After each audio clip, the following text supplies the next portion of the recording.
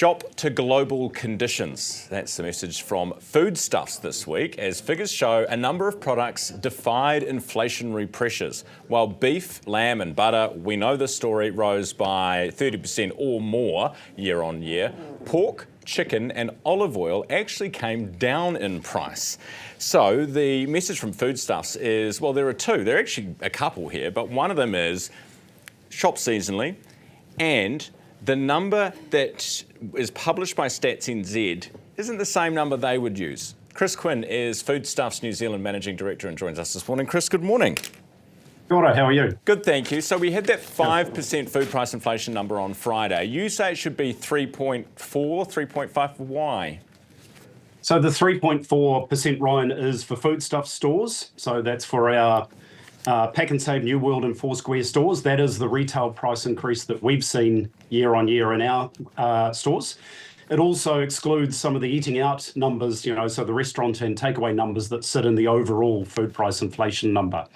So what we're trying to do is say, hey, look, we recognise what's going on for New Zealand households overall could be that 5% increase. What we're trying to do is lower the effect of that on our customers by doing everything we can to not pass through all of these cost increases. People might look at that and say, well, I'll believe Stats NZ over your numbers, Chris, because we can't, we don't have access to them, the data. Yeah, look, they're different numbers, not disagreeing numbers. So, they measure an entire market, all of the food retailers, all of the takeaway food and restaurant food. We are publishing something that is about Foodstuffs retail stores. What's your margin on butter? I wish there was some margin on butter. We've been reasonably public about this. We choose to invest in some of the core butter products like Pam's to make sure that it is available to New Zealanders. It's something that is closer to affordable, although everyone recognises how much it's gone up. But look, we are investing in some of our butter products to make sure that they sit at a fair price on shelf as much as we can. That means we lose money on some of them. You're losing money on butter. So at the moment you're telling me that Foodstuffs is not making money on butter? On some of the butter products, that's correct. The right. Most volume moving ones, the private label ones, tend to be where we do that. Right. And what's your margin on the others? Oh, it's a mix across them, Ryan. So I don't have a margin number with that excluded. But there is a range of products in butter. There's probably 15 to 20 different products. We make, at the end of the day, Ryan, I guess the key number is when you add it all up across our supermarkets, we make 3.6 cents out of every dollar in profit after tax. The government's looking at a whole bunch of stuff to try and, they are scapegoating the supermarket industry, no doubt about it. And they're looking at a potential separation, potentially making you sell stores, all these types of things. And I know you guys are in a fight to stop that from happening. What would you do if they did? Well, firstly, we firmly don't believe that will make sense from a New Zealand consumer point of view.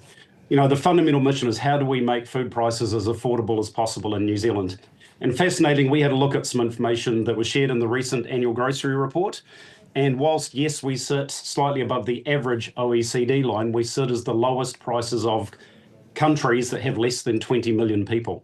So you've got to recognise that with a country same size as Japan with only 5.4 million people, you have some challenges around scale and cost. And when you know that 68 cents of every dollar is the cost of the product to us, then when you look at where could we make a difference to food price, you've got to look at the cost of doing business in the whole of New Zealand. And something like making organisations smaller with less scale and more overhead would not help the cost of doing business in New Zealand from a retail point of view. We've shared with the government our view about what would help, and we maintain that those are the things that will help lower food prices. When did you share that with the government? So in the request for information that the Minister put out back at the end of March, we responded to that over about a 6-week period, and the government have that now. Have you heard back from them yet? Are you any closer to knowing their thinking on it, on Nicola Willis's thinking on it yet? Look, no, we don't know any outcomes. That's for the Minister, of course. We've been engaged positively with some of the officials and sharing the information behind the suggestions we made to see if there are things there that can make sense from the point of view of how do we make it easier to do business across New Zealand? How do we make that turn up in food price for our customers? Like what? So the regulations that we have, making sure all of them benefit consumers, allowing us to be a national organisation so that we can spread our overhead costs, looking at what it costs to get goods into this country, and are New Zealanders being treated fairly by all of the global players. There's some of the suggestions that we've made. Chris, if she comes down like a ton of bricks and says, nah, we're going to break you up, we're going to make you sell stores, what do? Legal? You take the legal route?